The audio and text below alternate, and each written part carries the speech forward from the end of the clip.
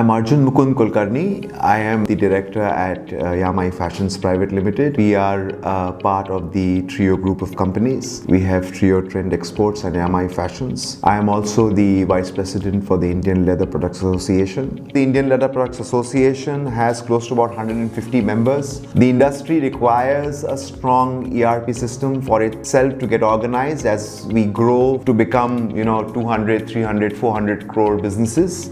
We require an ERP. Without that, it's just not possible to manage growth. Hence, in terms of me suggesting, yes, I have already started the process. I have, with help of my friends, I've been able to get the message across through the industry, and I strongly recommend that people come in and use Expand ERP software in their businesses as well to refine their processes and manage their growth. Thank you.